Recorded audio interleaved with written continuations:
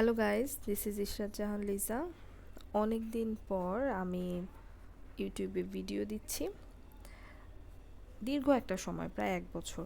তো এখন আমি আমার বারান্দার যে বাগান, এইটার ভিডিও শেয়ার করছি। এখানে অনেক টাইপের গাছই আছে, আপনারা দেখছেন। তো হাসনা হেনা গাছ আছে, বাঁশ গাছ আছে, চাইনিজ বাঁশ গাছ, কুঞ্জলতা, ফুল ফুটেছে। প্রতিদিনই 1-2টা করে ফুল ফুটে। এই তো দারাজ থেকে কিছু পেঁয়াজ পাতা অর্ডার করেছিলাম, পরে ওটার গোড়া কেটে লাগিয়ে দিলাম। সিম্পল। এখন দেখা যাচ্ছে যে এখান থেকে আবার পেঁয়াজের যে পাতা, এটাও আবার নতুন করে গজাচ্ছে। এই যে টাইম ফুল, আজকে ফুল ফুটে নাই। আহ, এই তো 2-3 রকমের পাতাবাহার রেখেছি, মানি প্লান্ট আছে। আমার বাগানে কিন্তু কারি পাতাও আছে, যেটা প্রথমে আপনারা দেখেছিলেন। লেমন গ্রাসও আছে। এটা যে কী গাছ জানি না, আর এটা তো অ্যালোভেরা। তো এই তো আজকে কিন্তু একটা দাওয়াত আছে, আমার শ্বশুর বাড়িতে দাওয়াত। আমার শ্বশুর বাড়ি কিন্তু পাশের গলিতেই। তো কিছুক্ষণ আগে বাহিরে সকালে হাঁটাহুটি করে তারপর বাসায় আসলাম। এর মাঝে আলামিন, মানে আমার হাজব্যান্ড, আবার বাজারে গেল। তো এই তো কিছু ইনডোর প্ল্যান্ট আছে আমার বাসায়, এটাও দেখিয়ে দিচ্ছি। আসলে কি দেখাবো জানি না, মানুষকে দেখি তো ওইভাবে ভিডিও করে, ঘরের ভিডিও, তাই আমিও করছি। নেই কাজ তো খই ভাজ, এই টাইপের আর কি। এই যে এখানে একটা ছোট্ট মানি প্ল্যান্ট আছে।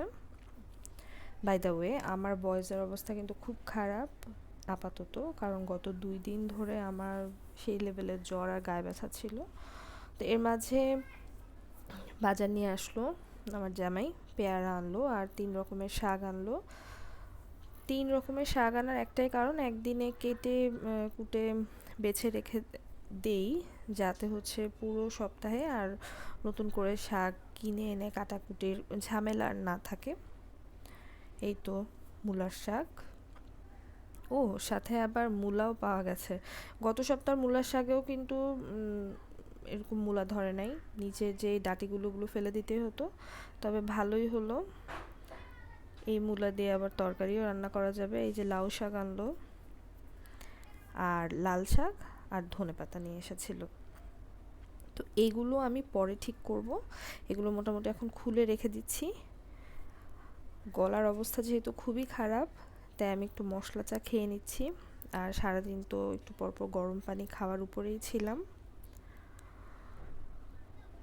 খুব টায়ার্ড লাগছে, কারণ একে তো 2 দিন জ্বর ছিল, তারপরও আজকে আমি ওয়ার্কআউট বাদ দেই নাই। সকালে হাঁটাহাঁটি করেছি, আবার সাইক্লিং মেশিনেও কিছুক্ষণ ওয়ার্কআউট করেছি। এটা হচ্ছে একটা টাপ কেক। এটা আমি তানিয়াস কিচেন পেজ থেকে অর্ডার দিয়েছিলাম আমার ছোট ভাইয়ের জন্য। ওর যেহেতু ডেঙ্গু হয়েছে, ও কিছু খেতে চাচ্ছিল না, তাই এটা এনেছি। সবাই বললো বাসায় এটা নাকি খুবই মজা। আমি পার্সোনালি এটা খাই নাই, কারণ মিষ্টি জিনিস আমার অতটা পছন্দ না। তো এই দেখেন আমার রান্নাঘরের কি অবস্থা, কখন যে এটা গুছাবো, কখন কি করব, আমি রেডি হব না রান্নাঘর ক্লিন করব। পুদিনা পাতা এনেছিলাম, ওটার গোড়া কেটে পানিতে ভিজিয়ে রেখেছি, পরে গাছটা লাগিয়ে নিব। এই তো পড়ার টেবিলটা গুছিয়ে নিলাম। হালকা পাতলা পড়াশোনা করি, মানে পরীক্ষায় ফেলের উপরেই থাকি, যে পরীক্ষাগুলো দিই, তাও একটু পড়ার চেষ্টা করি। আচ্ছা, যাই হোক, জিনিসপত্র গুছিয়ে রাখছি। এর মাঝে একটা তো তাড়া আছেই, রেডি হয়ে আবার শ্বশুরবাড়ি যেতে হবে, কারণ আজকে আমার চাচি শাশুড়ি আসবে বাসায়, ওনার দাওয়াত আছে। উনি রবিবারে আবার আমেরিকায় চলে যাবে, এবং ওনার ছোট ছেলেকে উনি বিয়েও করেছেন, বউকে নিয়ে আসবেন আমাদের বাসায়। তো এই যে আমি আমার কাপড় চোপড় বের করে নিলাম, কী কী পরবো। ড্রেসটা কিন্তু আমি শপিং 24 থেকেই নিয়েছিলাম লাস্ট ইয়ার, এর মাঝে আর পরা হয় নাই। আমি লিঙ্কটা শেয়ার করে দিব শপিং 24-এর, এবং আপনারা অনেকেই জানেন ওরা খুব ভালো ড্রেস সেল করে। রেভলিউশন প্রো এর এই লিপস্টিকটা আমি গিফট পেয়েছিলাম। আর এই যে হেয়ার সিরামটা দেখতে পাচ্ছেন, সাথে সিম্পলের যে ময়শ্চারাইজার লোশনটা, হাইড্রেটিং লাইট ময়শ্চারাইজার, এটা কিন্তু আপনারা আমার পেজে পেয়ে যাবেন। আমি পেজের লিঙ্ক শেয়ার করে দিব আপনাদের সাথে ডেসক্রিপশন বক্সে। সুলতানের এই কি বলবো, সুলতানের এই এসপিএফ ক্রিমটা আমি শাহনাজ শিমুলের পেজ থেকে নিয়েছিলাম, খুবই ভালো। আর আজকে যেহেতু একটু হেয়ার স্ট্রেট করব, সো আমি ট্রেসেমির এই হিট ডিফেন্সের স্প্রেটা ইউজ করব। খুবই ভালো একটা স্প্রে, আর এত সুন্দর একটা স্মেল আসে স্প্রেটা দিলে। তো আমি ফাইনালি রেডি হয়ে গেছি, হালকা পাতলা রেডি আর কি, আমি খুব বেশি সাজুগুজু করিনি, এটা সবাই জানে। তো আমি এই আড়ংয়ের ব্যাগটা নিয়ে বের হয়ে যাচ্ছি। আপনারা অনেকেই বলবেন পাশের গলিতে বাসা, 5 মিনিটের রাস্তা, আমি কেন রিক্সা নিলাম? কারণ বাসা অলরেডি গেস্ট চলে এসেছিলো, তাই চলে গেলাম। এই তো খাবার খেতে বসে গেছি, খাচ্ছিলাম। রান্নাগুলো খুবই মজা হয়েছিল, আমার ফুফু শাশুড়ি সব কিছু রান্না বান্না করেছে। আর এই যে হচ্ছে আমাদের নতুন জামাই, মানে আমার দেবর আর ওর বউ, খুবই কিউট। আর এটা হচ্ছে আমরা সেলফি তুলেছিলাম, ও বলছিল বারবার যে আপু আমার ছবি শেয়ার করো না, বা ছবির উপর কিছু দিয়ে দিও যেন না দেখা যায়। তো গেস্টরা খাওয়া দাওয়া করে বের হয়ে গেল। আজকে যেহেতু খুব বেশি খাওয়া দাওয়া করলাম, তো আমার জামাই বলল যে চলো আমরা 5টা মিনিট একটু এগুলি ওইগুলি একটু হাঁটাহাঁটি করে আসি, মানে নড়াচড়া করা যাচ্ছে না, বেশি খাওয়া হয়ে গেছে। তো হাঁটাহাঁটি করছি, বিভিন্ন কথা বলতেছি, কি করব, কি রান্না করব, আরও কিছু খাওয়া দাওয়া করব কি না, এই সেই হাবিজাবি হাবিজাবি। তো আজকে লাঞ্চ করার সময় আমার শ্বশুরবাড়িতে আমার একটা জিনিস কেমন কেমন জানি লাগলো। আমি কোনো টপিকস নিয়ে খাবার টেবিলে যখন কথা বলতেছি, আমার ছোট দেবর, ও আবার আমি কথা বলতেছি একটা সেম টাইম ও আবার মানে কথা বলতেই থাকে, মানে কথা বলার সুযোগ দিচ্ছে না।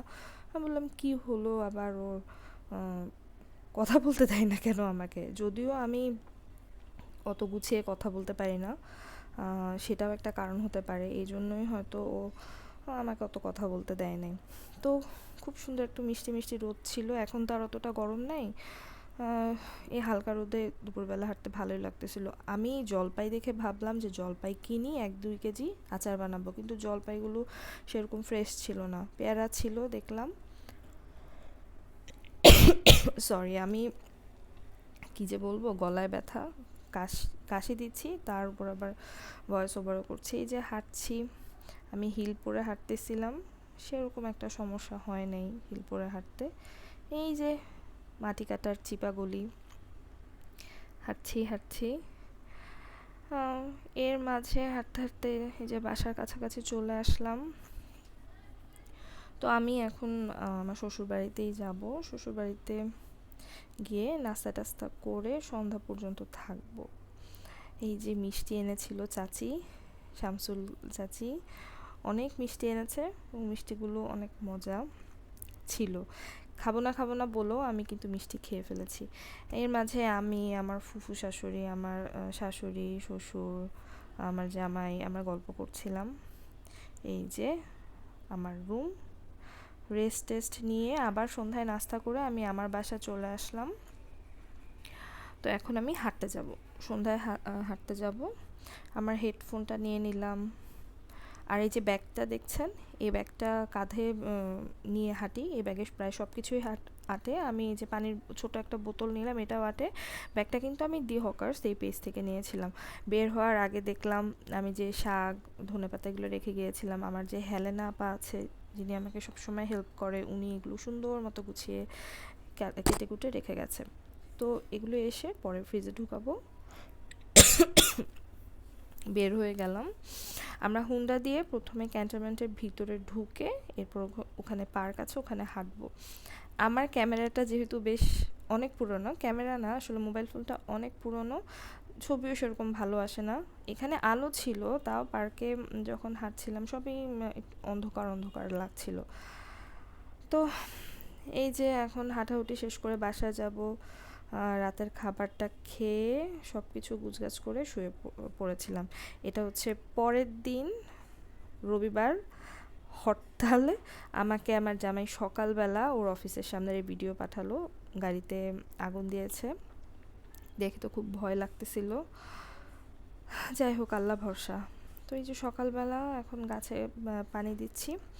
গাছে পানি দেওয়ার পর নাস্তা রেডি করে খাওয়া দাওয়া করে আবার নতুন দিনটা শুরু করব। অলরেডি দিন তো শুরু হয়ে গেছে, সারাদিনের কাজকর্ম কী কী এগুলো গোছগাছ করে নিতে হবে।